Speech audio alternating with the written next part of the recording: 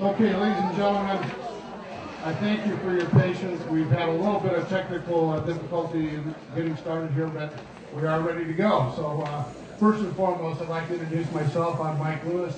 I'm the Assistant Superintendent for Educational Services in the Grossmont High School District. And it's really my great pleasure to be here this evening to be able to kick off our presentation to the Alpine community on the brand new high school that we are planned and will be breaking ground on here in the next year and a half to 2 years. So we're really excited, and I know this has been a very long journey for the community of Alpine.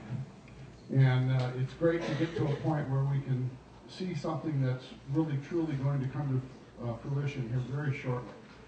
As for myself and the members of the team that you're going to hear from this evening, we really started in earnest about 6 months ago in January in terms of looking at what kind of educational program does this school need to have in order to be the very best high school in the state of California and to meet the needs of the students of Alpine, Harveston Canyon, Boston Valley, and wherever else they may come from for the next 20 to 50 to 100 years potentially. And so that's how we started. Not with what the buildings will look like, not with what the physical plant as a whole will look like, but what will the educational program be? And we spent a lot of time on that. And I'm not going to get into it too much because I've got a lot of experts that are going to spend time talking to you about that. But then from that, we then tried to determine what then the buildings will look like in order to support that vision for the educational program. So that's why we're here tonight. I know some of you may want to talk a little bit about other issues related to the school, the naming of the school, for example, which has certainly been a hot topic over the last several weeks. Other topics in terms of boundaries, but I just want to say that that's really not why we're here tonight. Those topics are going to be covered thoroughly over the next several months, but tonight we want to really focus on the program and the physical buildings of the school. And I think when we leave here tonight, you're going to be very, very excited, as I am. So without further ado, one last piece. I have a couple of notes here. You'll see the folks sitting around the outside of the room. Those are more of our experts in various aspects of the school program. And after the main presentation is done, you'll have an opportunity to go talk to those folks in depth and ask all of those questions that you may have and get those answers very, very thoroughly answered. In light of that, we'd ask you not to ask questions so much during the program because we have a limited amount of time. We'll probably answer many of those questions for you just with the regular program, but then you'll have, again, that opportunity to speak with these experts around the room afterward. So with that, I'll introduce Cindy Douglas. Hey, good evening and welcome. My name is Cindy Douglas. I'm Director of Instruction and Professional Development for the Grossmont High School District and have been very, very fortunate to have been tasked with working on this high school design and making sure, like Mike said, this really is the best design for the kids of the future. So the school that we're going to share with you really is the culminating efforts of looking everywhere to find the very best of what's working today with our kids. So is this going to look like the school that you and I went to? No. It's going to look like the school of the future that guarantees that we do the very best we can to meet the needs of every student who comes here on an individual basis. But I've got to tell you, I'll echo what Mike said a little bit. We really researched this. We visited some schools in Washington. We visited some schools locally, including the Met here in San Diego. We did a lot of research with some of the professionals out there currently who have looked at the best practices for student learning. And it was taking what was working there and leaving the rest and bringing it together into a program that we are very confident is going to be a unique program that meets the needs of every student. So we're very excited to bring this to you tonight. We really want to get your input. I want to emphasize that this is not the final say. This is not a final meeting. This is one of many. And in the lobby out front, there was a sign-in sheet for anybody who would like to take a role and be part of the planning. We're still morphing this, and we're still designing it. And the end result is going to be a program that really meets the needs of Alpine. So if what we have in place right now isn't perfect to meet the needs, we'll continue to revise and change it until it is. And I'm very, very happy that we have people in the room here tonight that really can answer your questions. Like Mike said, when we finish presenting, We hope that you'll go to every station out there. Any question you have about PE, facilities, athletics, the architectural design, an advisory system that we're going to talk about later on today, the curriculum piece. There are people at every station that can answer one-to-one with you and be able to give you an answer to your question. Also in the front lobby, by the way, we're very pleased that the Alpine Education Foundation is out there, and they're working with us to continue to raise funds for the things that we may not have funds currently to roll out for the details of the school. So I'd invite you to stop and talk to them as well about things you can do to help them in their efforts to continue raising money. And by the way, you will hear from several of the people around the room right now, but I do want to emphasize we have an amazing team from the Met. The Met is a big picture school, which I'll be talking about in the presentation, that's located in San Diego Unified. We have their principal here. We have key members of the team that work day to day with the students. And we also have, which I'm really excited about, the students themselves. We'll be talking about their experiences at the school, and what we hope will become the experiences of our students here in Alpine. So with that, let me go ahead and introduce you to the concepts that we've been talking about that we're so excited about to bring to Alpine. First, we began working with the Alpine Planning Group, and that being not the Alpine Planning Group for Alpine, but for the actual high school planning group. And they had already done a lot of research, a lot of discussion, and had developed some guiding principles they were very adamant that we take to heart and incorporate in our design. And those included, it must be community-based, we had to ensure it was based in technology, that there was a plan for personalization for every student who came to the school, that there was authentic learning, that we connected what happened in the classroom to real-life experiences, and that we had the Alpine identity, that we met the needs of this community. And that indeed was a starting point then for the work that we went out to do to bring the best to Alpine. Big picture, as I mentioned, is one of the results of our efforts of searching for the best plan for Alpine. It is one of the best plans out there that we have found that addresses the needs of the individual student. It was started by a gentleman, actually two gentlemen, who found that the current educational system that involves students sitting in rows for 55 minutes being lectured to probably wasn't the best method for really educating our kids. He believed that if you could connect them to the real world, that you could make it authentic learning, that A, we would decrease the dropout rate, we would increase the success rate, and we would really be meeting the needs of kids going out and trying to find a job in the future. So Big Picture was born from that. Their philosophy basically is they are committed to one student at a time. They're committed to ensuring the educational system is based on rigor. And by rigor, I mean if I am an advanced student, I want to make sure I push that student as far as I can to achieve the very highest level they're capable of. If my student is struggling, rigor means I support them and help them attain the very highest education they can get. So regardless of the spectrum your student falls on, the rigor aspect will push and support them to attain the very best they can reach. Relevance, meaning that they are going to find relevance in what they're doing. This is not just seat time, this is connecting the seat time to the real world. And relationships. This is where true personalization for each student comes in. This is where we look at a small school model where our kids will be together with the same cohort of kids for 4 years. They're going to have a principal, and they're going to have a counselor, and they're going to have an advisor that are there by their side for the entire 4 years. This is the model that if any student begins to fall through the cracks, there is support to bring them back up. Having taught for 16 years in the Grossmont District, I can tell you firsthand that there are a lot of students that I watch fall through the cracks, that I wish we had a system in place to support them and bring them back. Which is why I got so excited to find a program out there that did just that. They wouldn't allow them to fall through the cracks.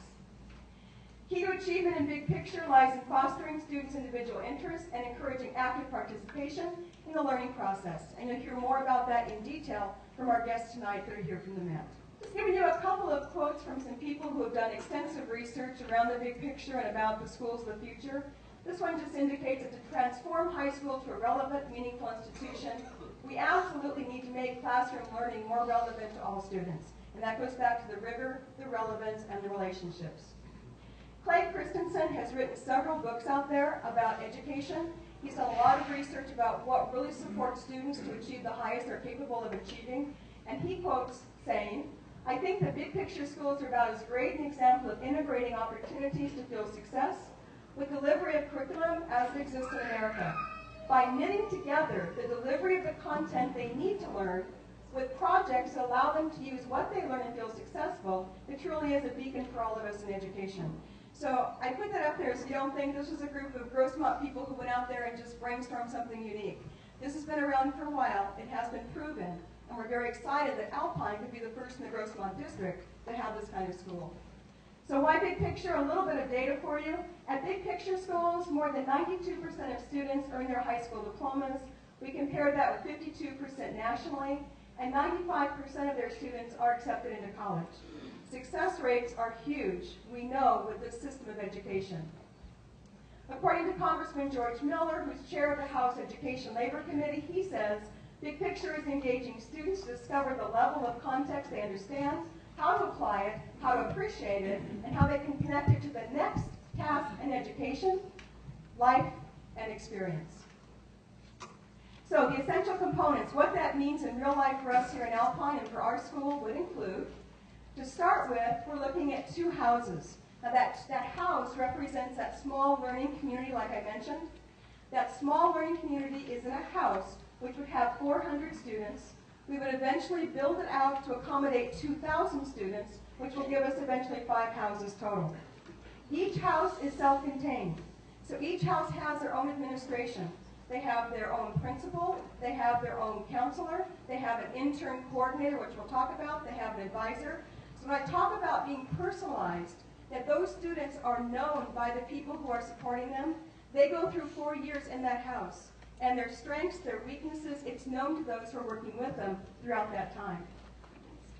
2 science classrooms in each building. You're going to see there are 2 stories, and we have a science classroom at the top floor and a science classroom at the bottom floor, fully equipped to offer absolutely any science class that any other school could offer and more. The flexible spaces and fab labs, there's lots of room, as you're going to see in the architectural design, where students can be out doing project-based learning. They can actually get their hands into what they're doing and create things that connect them back to what they're learning in the classroom. We have fab labs, which if you're not familiar, give us all kinds of materials that kids can create things. So for kids who are more of our kinesthetic learners, that are building, that are doing things with their hands, this kind of learning is absolutely the perfect way to ensure they get a skill that's applicable to their future. The Wellness Center and practice fields, that will include the PE facility, that will include food services, ASD will be there, as well as central administration that oversees the entire campus. Now the advisory I mentioned, there's an advisory for every house, so 400 students there are going to be really taken care of by the advisory structure. Each advisor works with 15 to 18 students. They're there to assist and to create, to monitor their learning plans. And by the way, when parents enroll their students into this kind of a school, the parent and the student and the advisory sit down together and look at what their learning plan should be, because not every learning plan is going to be the same. Depending on their strengths and their goals for the future, that plan may differ from student to student. They will assist with academic support when needed. They'll expose students to academic learning opportunities, career possibilities, and reinforce the appropriate culture of the school. This will be a very different culture. This is a school where sitting in rows for 55 minutes, like I mentioned, is not going to happen. They're going to be in classrooms getting the ultimate in instruction and then applying what they're learning to real-life practice. It will also ensure completion of A to G requirements, which means that any student who graduates from the school has all requirements needed to go on to a 4-year university, including the UC system here in California. Innovative opportunities, and I'm really excited about these. Our students are going to have the opportunity to go out there and do internships. Now, you're going to hear more about this in a moment, but those internships are not the internships that I remember where you went out and you job shadowed. These are internships that they've applied to a business to be a part of. They spend 10 weeks with that business, probably twice a week, where they're not in classes at all. They're in that internship for the full day. They have designed a project to help that business, so they're actually going to be a benefit to the business, and they're trained at a very high level of how to work with that business and be literate both in reading, writing, and speaking, as you're going to find very soon from our students here, at a very high level. It's an amazing program that truly does prepare them to walk out of high school and walk into not just a job, but a high-level career because of their previous training. Those 10-week rotations mean that a student may choose to be in one business for 10 weeks, and they may choose to go someplace else another 10 weeks. So by the time they leave, we asked her what she wanted to do and tell us about her experiences there. And she began talking about the internships. And she said, you know, when I got here, I knew exactly what I wanted to do. I wanted to be a hairstylist. So the very first internship I did was with a hairstylist. And I learned I don't want to be a hairstylist. So those kinds of internships can really change their lives very early on in preparation for a future in college or someplace else they decide to go. That young lady who I talked to, I later learned, is on her way to Cal Poly to be in veterinary science. So project-based learning, same kind of theory. Project-based learning means I'm taking what I'm doing and creating something with it that's very concrete. So there's application to real-life practice.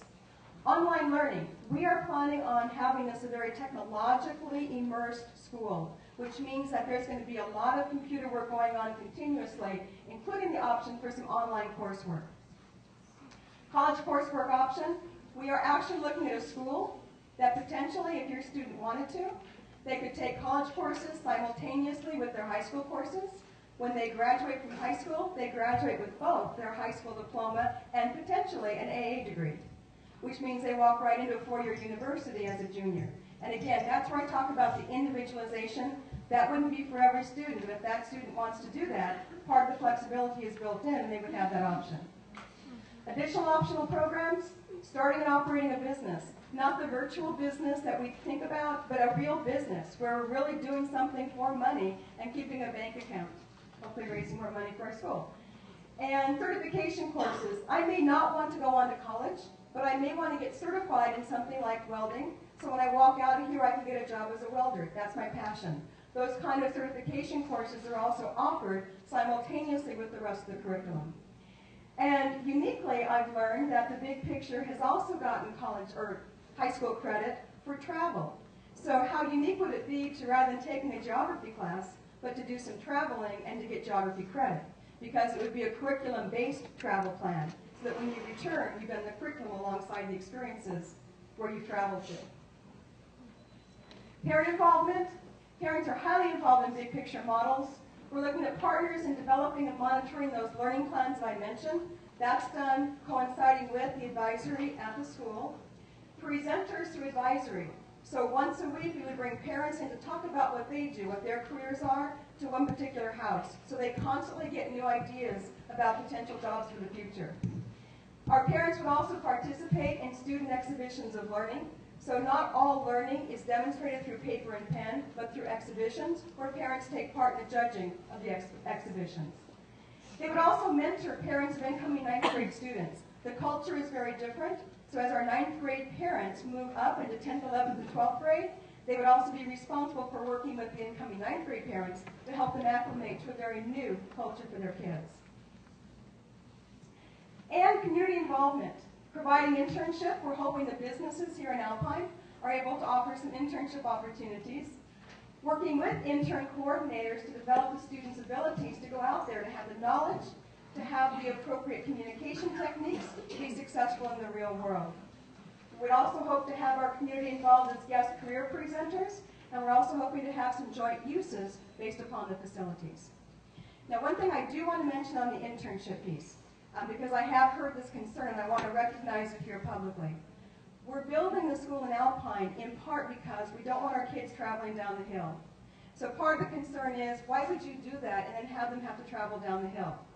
The answer to that is, there are some students that by their junior and senior year are really going to want to take advantage of internships. And we want to give them the ability, if they choose, and you, the parent, choose to allow them to do so. It is not mandatory. There are some students who may not want to. Again, it is not mandatory. It is designed to address the needs of every individual student based upon their needs. Now, when I was talking to Elliot Washer, who is the creator of Big Picture, and he's worked with communities like ours around this issue, he said there are a lot of parents who are going down the hill to work that would take the kids with them to their work for an internship.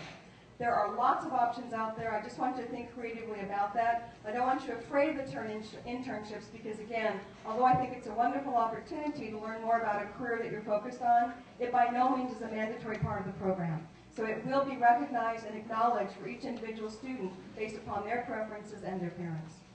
Okay. So that encapsulates the idea of what the curriculum looks like in a big picture school.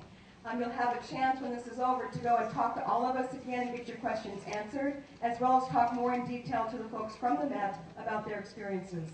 But with that, I'd like to pause here on the curriculum piece now and introduce you to Dina Johnson, who's in charge of the facilities part of this, and she can show you how the architectural design matches up to meet the curricular needs. For those that don't know where we're building a school, this is the part of the Lazy A Ranch. So there's the Lazy A Ranch, which is 2 parcels, and there are 4 more parcels that are adjacent to it that we are in the process of either purchasing or have purchased. This total acreage is 92 acres. We are going to be using approximately 49 of the acres. For anybody that is familiar with the Yeahats Creek area, that is a major running ephemeral stream back there. We will not be going across it up the hillside, but there is no reason to split that property when buying the whole piece because there's no value in splitting it. So we'll have 92 acres, only using 49 acres. We are, just to give you an update for those that don't know, we have already purchased 3 of the parcels. The district already owns them. Those homeowners have been moved out into a new location. All of the homeowners that have moved out are happy little campers in the new location. Ones that we thought we were going to have some problems with turned out to be a piece of cake. They were happy to move. We're in the negotiations with the other 3 parcels as of right now. So, and they're looking promising. So I think we're moving along for those that wanted an update on the parcels of where we are. This right here is our master plan. So this is what we have master planned for a student body in the future of 2,000 kids. As you can see, it's got all the amenities. It's got on the right side of the paper there where it says A's, those are the small learning communities that Cindy talked about, the houses. Each one of those buildings are designed to accommodate 400 kids, 200 kids per floor. Now for all of you, I'm going to try and make this a little bit easier if you're not a construction-minded person. Those buildings are approximately 30,000 square feet. For those of you that know the Granite Hills campus, that's 3.5 buildings down at Granite Hills. So everybody kind of going, oh, it's only going to be a building or 2 buildings. This is 3 of Granite's buildings in one. So just to give you kind of an idea, and what we're doing is talking about building, see, it's not just me. These two buildings right here, which would house the 800 kids that we've been throwing out there that's been part of my bond language. You want to back to the one before. And then on this side here, the B is a future home of a performing arts complex, and that will house music and theater and a black box and all of the things that go with the performing arts communities. The C, this is our wellness building. In that wellness building is a full gymnasium, locker rooms, team rooms, a wrestling room, multi-purpose, so it's got the ability to be dance, wrestling, anything we want it to be in there. An ASB classroom area, a central admin. It'll have food service in there. Hopefully it's going to have a few other pieces that go to it, but we're still working those out. It will also have an aerobics area, and it'll have free weights. So you can see we've incorporated a lot into this one particular building. And then this little one down here, that's the D, right here. We've got some artifacts that are going to be found on this campus. We already know it. It's been part of our EIR. We are working with the tribal communities, and at some point, hopefully, this will possibly be a future cultural center. So artifacts that are found, if we work out all the agreements and the arrangements, this is where they would possibly be housed. So the kids from this campus, the kids from the community, let's just say the elementary schools, would have the ability to take a field trip right up the road to see a cultural center of things that were taken right off that property. So those are just, that's kind of like that little plan where everybody kind of looks at it and goes, what is that? That's what that is.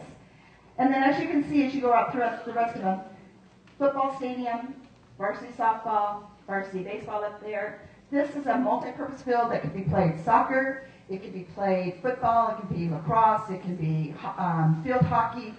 It can be just about anything you want it to be, including a PE facility. Basketball, tennis courts. Next one. Okay, this is what is right now currently scheduled for build, which is what has been given to me by my department. So this is what we've got scheduling planned right now. It is 2 of the houses we talked about, and the full build out of the wellness building, the multi-purpose building, and the first set of tennis courts, basketball courts. And then of course this whole project is going to be graded out. So we will do all of the grading, all of the infrastructure, put in the fire lane, all the utilities. We will do all of that in phase 1. This right here gives you a little bit of an idea if we have savings, cost savings as we're building. So we'll have the ability to pick up a few more items and put them in there. If more money is directed towards these projects, again, it'll be put towards, these are some of the things we can pull forward. If we wind up getting some joint use to where we've got money coming in from the community or any other type of corporate sponsor or whatever, these are items we can pull forward to instantly do a little bit more on the campus. This is kind of a peek, and this is kind of a fun peek. This is from the second floor of what it could look like, looking out and how these kids are going to be educated per what Cindy was explaining to you. Kind of gives you the idea of how these kids are going to work as a group, doing, you know, project learning together, working as a team together, or maybe individually working. So it just kind of gives you a feel of where we're heading for it, just to give you a look into what your kid's future looks like. This right here is the first floor of one of those houses we talked about. As you can see, classrooms, small little admin that would come in as the kids come in. This is the teacher collaboration room area. This is a science lab, restrooms, a couple of breakout conference rooms. This whole here is a huge patio area where the whole campus of this particular community could go out to. They can do it from this floor and the second floor. So if you were doing, let's just say, some type of award ceremony or something, you can have all your kids right there and nobody misses out because they've all got the opportunity to filter out into that. Same thing with this open area down the center. Kids, again, it's a big meeting area that you can have that whole pod all together for these kids when they're working as a big team. This is the second floor. As you notice, it's very similar to the first floor. These are very much the same buildings. These got the abilities to have walls that open up to make these buildings, these rooms bigger, close them down if they need to be smaller. All of that is being taken into consideration with this design. This is the wellness building I was telling you about. Full-size gymnasium. So if you've got a basketball, volleyball, gymnastic, wrestling, it'll work in that building right there. Here's your locker rooms, team rooms, equipment rooms. The green is the food service, so the kids will have the ability to either eat indoors or outdoors. Next floor. Second floor of the wellness, central admin. This is where your SRO will be. This is where your nurse will be. This is where your manager of school facilities would be. Right here, this is the center of the campus where you come into. This is the ASB, wrestling room, multi-purpose room, dance room, whatever we need it to be. This is weight room and cardio room over to here. So we kind of tried to put a little bit of everything in there that fits the needs of the kids of the future. And anybody whose name's up here, would you please stand, please? That's all you guys in the back there too. These are the people that have been part of this team. And as you can see, there's Grossmont people up here. There's an architectural team. There's some Alpine High School committee from the community up here in Alpine. Viejas tribal members. This hasn't been just three of us in a room together figuring this all out. This has been a collective effort by a lot of people. And we would gladly accept anybody else in this room or anybody that you know that wants to and add their name to this list. I would appreciate anybody else that wants to be part of it.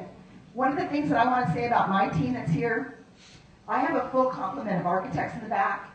They've got boards up. They'll explain how they've come up with what they've come up with. They've got a loop back there of how this is progressing along. My civil engineer, Snipe Sty, is here also. They can tell you about any grading, a lot of the stuff that's going to happen from the civil side of it. And please feel free to go up, ask them questions. They're here to accommodate and answer anything that you guys have. And on that note, I'm now going to turn it over to Megan Orland. Good evening. My name is Megan Orland, and I'm an Alpine mom. I live here in Alpine. I've lived here ever since I was a little girl, went away to college, and attended Alpine Elementary, and Joan McQueen Middle School, when it was Joan McQueen, by the way, and then Granite Hills High School. And then I have 3 kids. I have an 8-year-old, a 5-year-old, and a 1-year-old. And so I am, as you saw my name up there, I'm a member of the GUHSD's 12th High School Design Team. And then I'm also a member of the Alpine High School Citizens Committee. And we sometimes shorten that because it's a mouthful, so we call ourselves the Alpine High School Committee. And I'm also a teacher at Still Canyon High School. So I'm here tonight to briefly share with you what I've experienced in this process from the point of view of an Alpine citizen, a high school teacher, and then also a mom. So you can see that I wear many hats. As you can see from Cindy's and Dina's presentation, just looking at it again is so exciting. This high school is not going to look like the high school that we attended when we were in high school. In fact, and I can do this on a daily basis because I teach in high school, if you take a look at your average high school, you will see that it does a pretty good job of meeting the needs of most of the kids most of the time. But that's not good enough for us in Alpine. I look around at Alpine at high schools, and I don't feel that certain things work for kids. I work at an excellent high school, but I see that even there, certain things still aren't working for our kids. Schools can do better at strengthening relationships between students and their peers, students and adults, and students and their community. Because let's face it, some of us fit in at high school, and some of us did not. But we want to have all of our kids feel like they have a place. So students succeed in school when they are connected and they feel a part of something. So in addition, schools can do better by making curriculum more relevant. How often do you hear your children say, "Why do I have to learn algebra? When am I going to use this in the real world?" Or why, and I hear this a lot because I'm an English teacher, "Why do I have to write this essay? Am I really going to write essays when I grow up?" When I look at speeches like this, I want to say, yes, you do. And you know, a lot of kids really want to know, am I going to do this stuff in the real world? And you'll hear from these students today that they will say, yes, I actually do stuff like this in the real world. And that's why I'm so thankful that you're here tonight. Thank you for coming. Besides studying hard in the classroom, we need to get our kids out in the real world and see what it's really like. Finally, and I know that most of you parents are concerned about this, we want a school that is academically challenging for our kids. When we met as a group, we really wanted our school to be competitive, not only with schools here in San Diego, but also with schools across the nation. And we want it to be the best. We feel that the innovative big picture model you're seeing tonight addresses all of these issues by setting up the structure for strong relationships, relevant learning, and rigorous curriculum. We in Alpine Blossom Valley, you may or may not know this, are very, very fortunate because the Grossmont District has offered our community unparalleled access in helping design this high school. This is a high school, I helped design Steel Canyon High School a decade ago, and we had access, or the community had access to that, but there was not the involvement that this Alpine community has had. Many of you in this room have contributed ideas that the Alpine High School Committee shared with the district when we had the 12th High School Design Team meetings. In fact, prior to those design team meetings, the Alpine High School Committee conducted weekly curriculum meetings over the summer. It was an entire summer. And we gathered information on best practices, we discussed the latest educational research, we took guidance from our polls on our website, we read numerous books, we searched the internet until we became cross-eyed, especially Bill Weaver.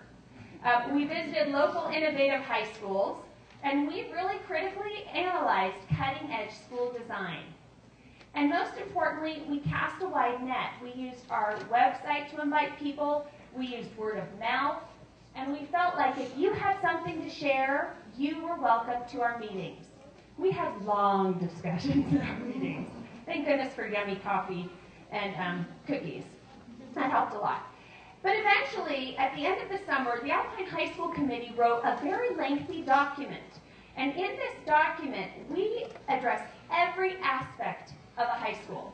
Its curriculum, its architecture, its role in the community, its extracurricular and co-curricular activities, its culture, its size, you name it, we addressed it. So it should be known that the district presented the big picture model as the design that could meet our requirements. And these requirements, of course, were set forth in our multiple and lengthy correspondence pieces. And yes, the district spearheaded this and implementing this big picture concept. But when we were able to learn more about it, as you will tonight, we discovered that it encompassed all we were looking for, and it truly personalized learning for every student. So on a final note, as an Alpine citizen, I am excited to see how this school will unite our community. As a teacher, I am blown away by the big picture model and the results that I've seen. And finally, as a mom, I am confident that despite any controversies that are still out there about the school, that this will be a place where my children, and I could get choked up about this when I think of my little Jack and Lila and Ella, will be introduced to the real world. They will make long-lasting, authentic relationships, and they will be given an opportunity to explore their passions. Wouldn't you have liked that in high school? And I would like to thank the district. Thank you so much for giving us your best and brightest and for allowing us to work with you. So, thank you.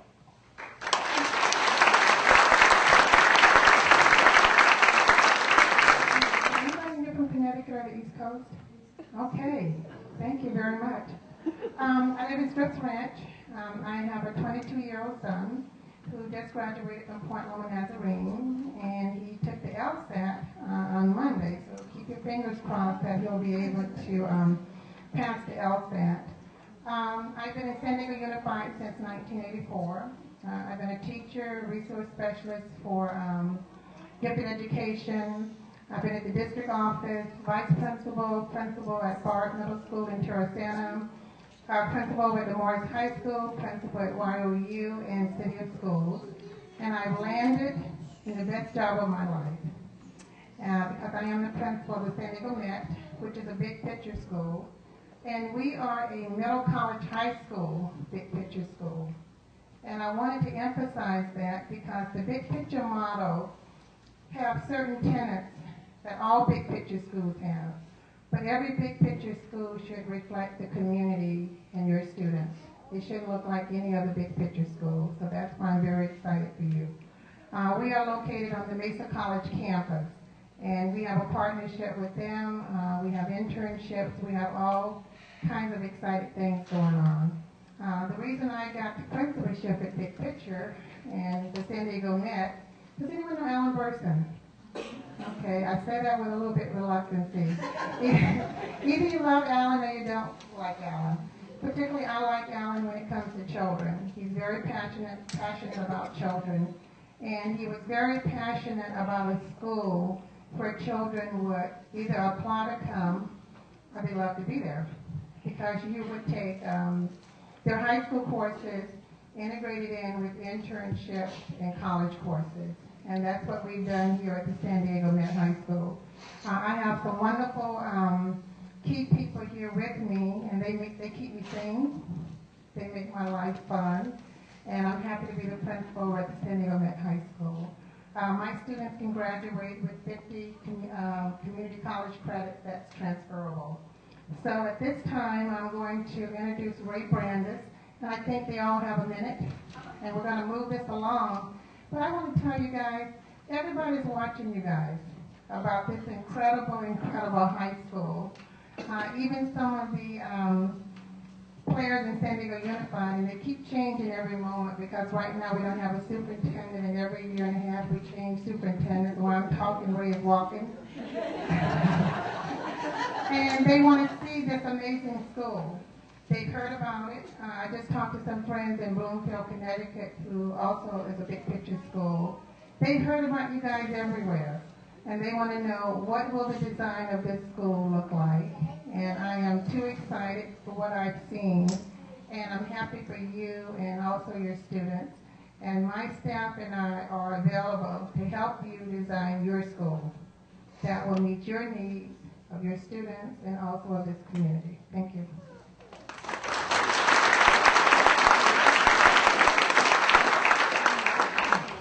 Thank you very much. As Willard said, my name is Ray Grandis, and I'm an advisor at the San Diego Met High School. And you know, Cindy and Dina and Megan and Willard did such a good job telling you about the Met and its model. There's not a whole lot left for me to say, but I will. And let me introduce you to the people at our table back there. So when you talk to us a little bit later, you'll get to ask some questions. In the middle there is Kathy Baker. She's also an advisor at the San Diego Met. I'll explain the role of an advisor here in a moment. We have Steve Davis, who is our literacy resource teacher. And then we have our college transition coordinator, who is Kate Little. So, welcome.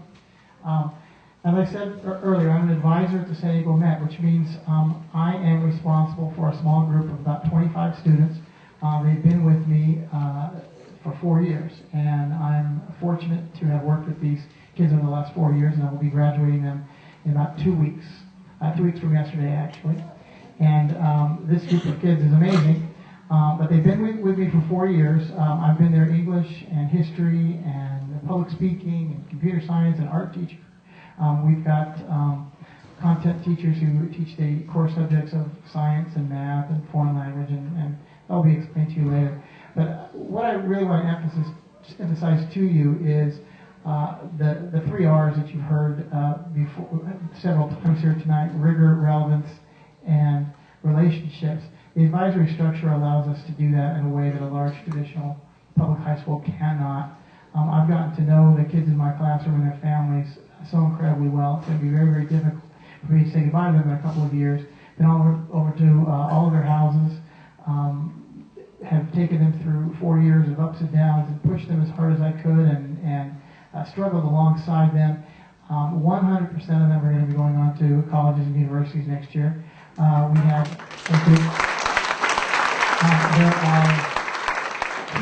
there are only two students in my advisory who will be at community college for a couple of, for various reasons. But they've done incredibly well, accepted to some very prestigious schools. And I will tell you that at the Met, we don't pre-select our students. They come to us from the community of San Diego at large. So we haven't hand-screened our kids. These aren't kids that we've chosen because they're going to make our statistics look good. We accept everybody. We work hard with them. And our kids are amazing. So I'm looking forward to seeing the wonderful things that this Alpine community is going to do with its children. Thank you. And I'm going to introduce to you Clyde Yoshida and Kathy Nguyen. They are math teachers at the San Diego Met.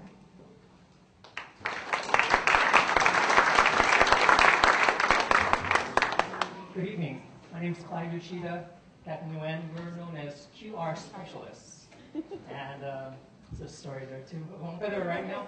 But I want to tell you a personal account of why I'm just thrilled to be at Met.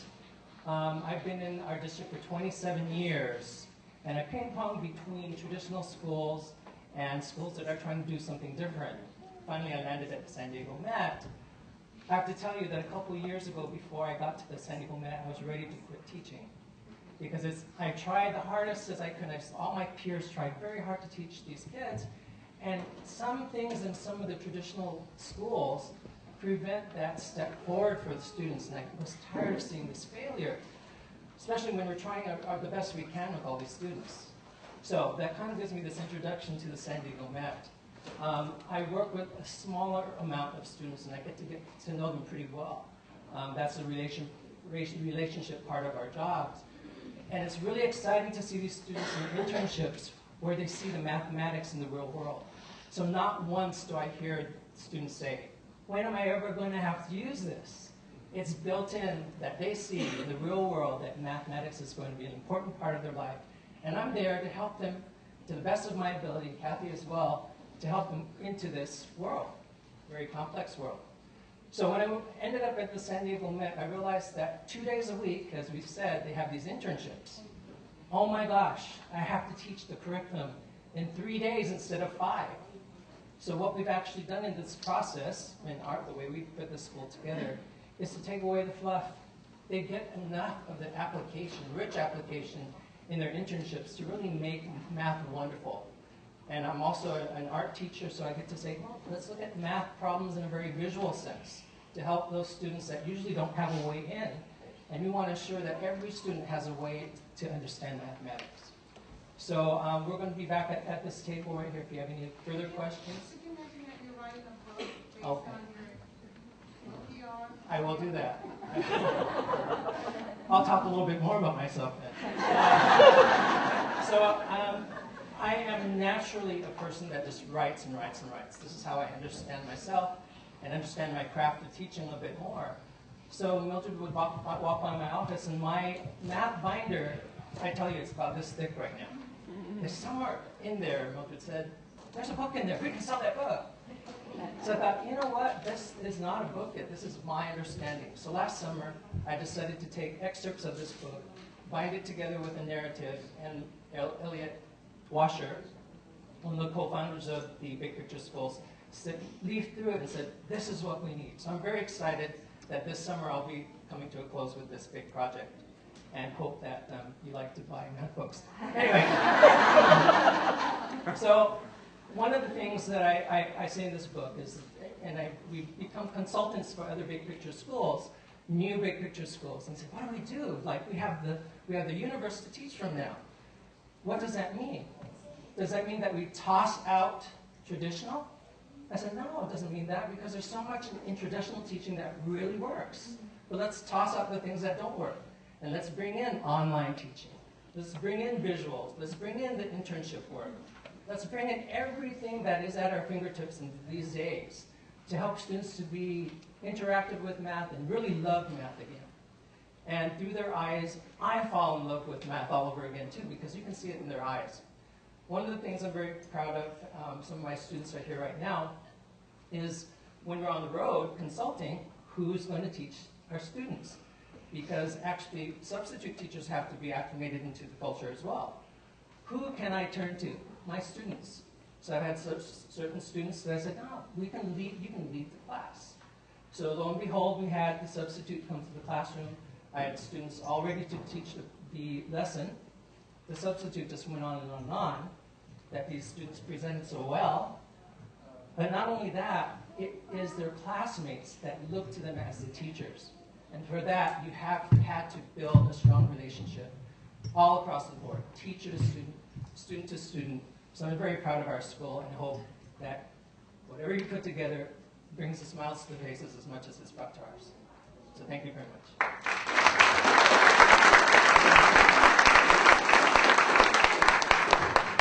Hi, just a few quick words.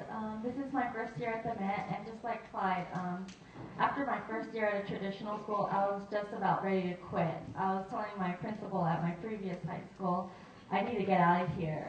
I feel like this is an assembly line. I just get shoved students and teach. But at the Met, I really get to know my students on a personal level, and I can see myself doing this for many years. I really enjoy it.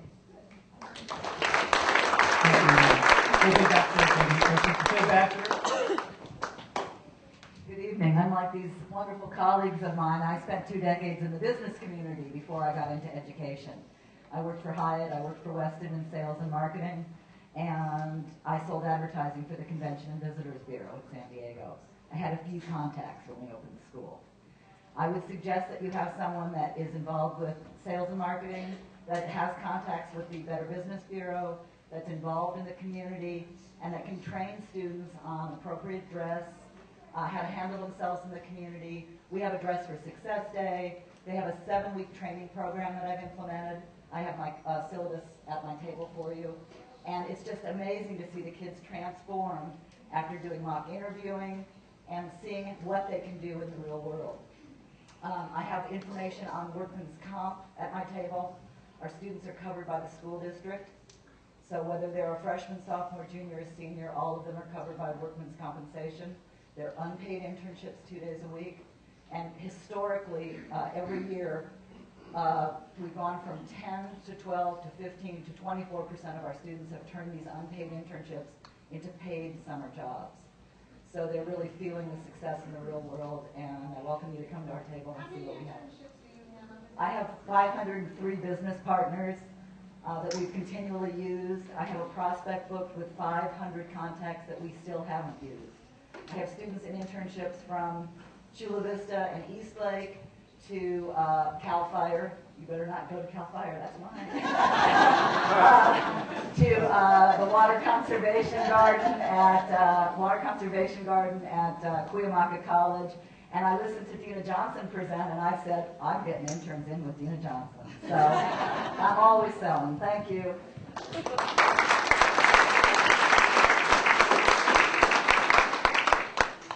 We have four more people just going to tell you what they do, and they're going to take 20 seconds, and we're done. Come to our table. Donna, can you come up, please? My name is Safer Dunn Davis, and I'm the literacy resource teacher at the Met, so I work across the grade levels and with the advisors. I also do before school tutoring and pull in and push in the classroom or pull out and working with students in the resource room, so that I do know most of the kids across the campus, especially our neediest ones, and I work closely with the advisors, helping them with curriculum and looking at student work, talking about next steps for teaching. Hello everyone, I'm Kathy Baker. As Ray pointed out, I'm another advisor at the San Diego Met. I opened the school with Mildred 6 years ago, so I'm on my second go around, and my students are now in 10th grade going in the fall to 11th grade. You have got the best model ever. If you'd asked me 7 years ago if I'd ever teach high school, no way. And now I wouldn't walk away from it just because of the big picture school and the kind of relationships that you build with these kids. Hi, my name is Kate Little. I'm the college transition coordinator at the Met. I did, with Kathy and Joe, open up the school with Mildred, and I started off as an advisor. And then when I graduated my students out 2 years ago, I became the college transition coordinator. So some of the things I do at the school, as I coordinate with our counselor at Mesa College, our students' registration for the college courses, as well as coordinate college tours in Southern California, help with registration of standardized tests, and lots of other fun things like applications and so forth. Hi, I'm Donna Pilkington. I'm the education specialist at the San Diego Met. I work with the students in special education, and with 504 plans, I work on integrating them into the general education. And something I have to say about the Met is that working in special education, I see the students with plans, and I always think, oh my gosh, every kid needs one of these. And with the Met, every kid does have an individual plan specifically for their needs, for their strengths, and it works out so well for the students that each student can reach their potential. They don't have to fit into a cookie cutter model, because all students are different, and it's just such a great model, and I'm really excited for you guys.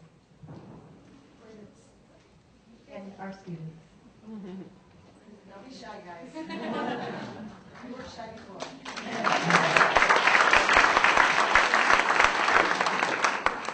Hello, my name is Stephen Rader. I'm in Ms. Baker's advisory. I'm a current 10th grader. I currently have an internship at Journey Community Church, which I attend on normal Sundays, though I'm not working.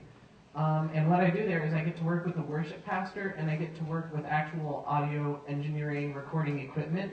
And we're getting to record singers and I'm creating my own instrument tracks for various performers to follow the next Sunday morning when they go up and do the band. And I'm loving it so much, and I'm learning a ton. And it's not only about my passion for music. As Mr. Yoshida was saying, our internships will carry into math and all our other areas. I will go up to Mr. Ferguson, our science teacher, and tell him about something I've learned about sound waves and how it applies to physics. And he says, great, that's awesome. You're really going to use that someday, and you really do. And I'm the one that's guilty for asking when am I going to use algebra in real life, but I'm finding out that even if I'm not going to use the quadratic formula in everyday life, because I'm not a rocket scientist, I'm figuring out how to solve problems and how to think critically and how to use my brain to solve all the puzzles that you come across. Next.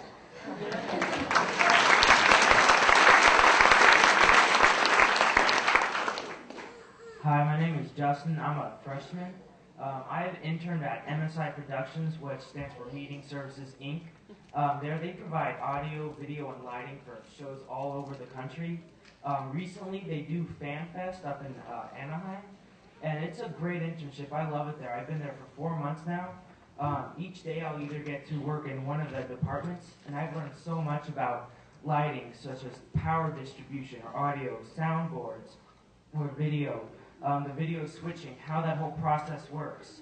I work on a program called Vectorworks, which is basically like CAD, and it's a drafting software that they use to create these like areas that they put all their gear into.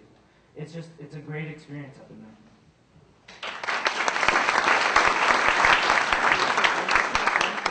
Hi, my name is Cindy Burnett, and I'm actually a sophomore.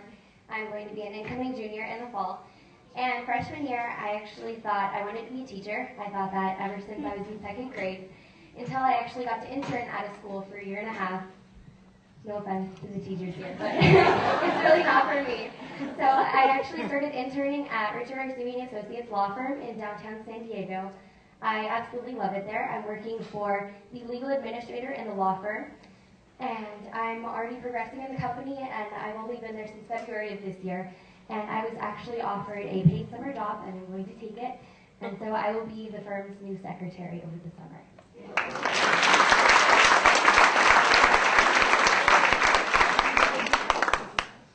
Hi, my name is Leah Pyatt. I'm a 10th grader right now, and next year I'll be an 11th grader.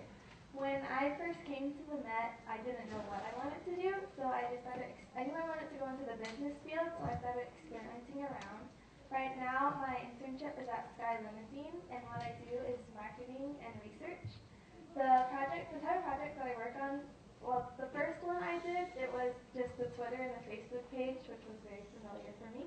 And they started giving me more, I guess you could say, complicated work to do. I'm starting to come up with different ideas to get the company's name out to more corporate clients and also to retail clients, which are maybe proms or people that go out on Saturday night. And so I love this school. I just finished my second college class, and I can't wait for my next 2 years.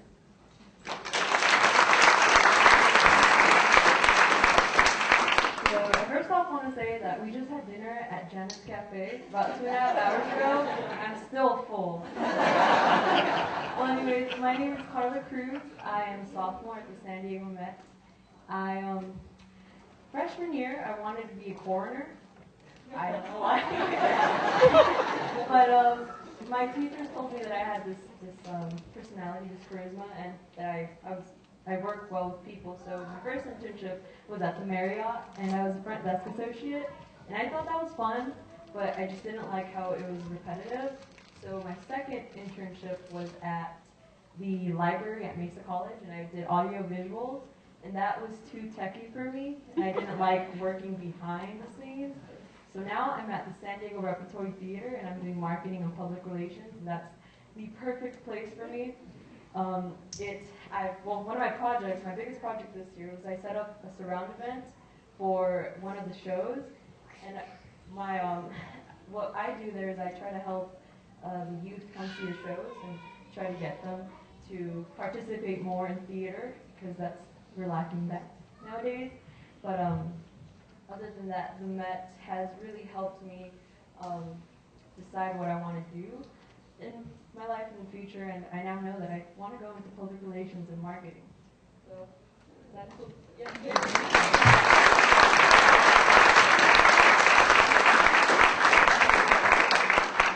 Thank you so much. Would you please help me thank everybody from the Met who came here today? Thank you very much.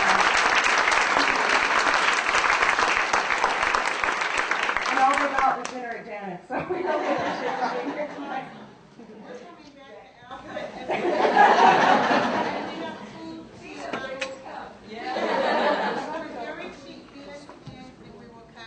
But to be serious, I would like all of the 10th grade students to stand again, please. 10th grade students? Yeah, they just took the high school exit exam, and passing it is 350. To meet your AYP is 380 and above. All of these students maxed out in the 400 range, up to 450.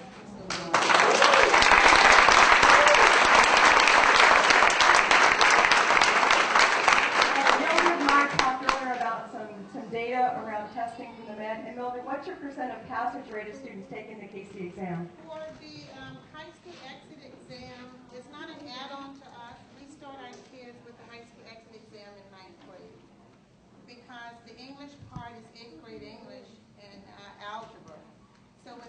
in ninth grade, we begin to prepare them for the test so when they have to take it March of their 10th grade year, they're not afraid of it. So it's a part of our everyday language.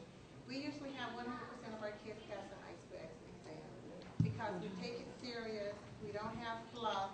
We look at the California content standards. We align that with their internships and their college classes, and we try to make learning fun at our school.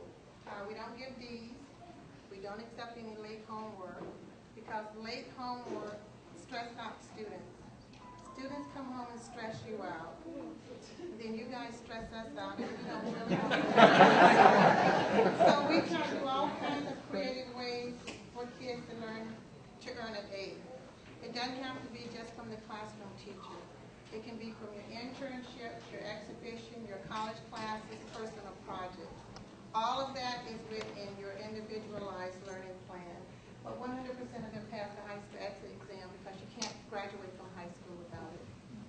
Thank you. And we are really hopeful that the invitation was extended and received by anybody who has any interest in this high school. And just out of curiosity, could you please raise your hand if you are from Harbison Canyon? Any Harbison Canyon people here? And how about Blossom Valley? Very good. Thank you so much for being here. And Dehesa? You Dehesa folks? And Alpine? Just a few folks. Thank you so much. The invitation is there, though, for anyone who has an interest in taking part in the next stage on planning. There was a sign-in sheet up front for you to put your name down. We'll definitely be contacting you to form that next committee. I hope that the presentation gave you a good foundation for what the school is designed to be. It's based upon rigor, relevance, and relationship that will support and move every student to their full potential. And that in that process, they are connected to the real world in preparation for not just a job, but truly a career that they will love. Now, I do want to close this out today by saying we want to make sure every question here gets answered, which is why we've set it up so we can handle 15, 20 questions at a time around the room. Our architects are in the back there. They've got some wonderful displays for you, willing to take questions. Special education is back there. Curriculum is back there. We also have all the folks from the Met here as well. So we invite you now to please go ahead and take your time to stop, talk, and to ask some questions. And thank you so much again for being here tonight. We truly appreciate you.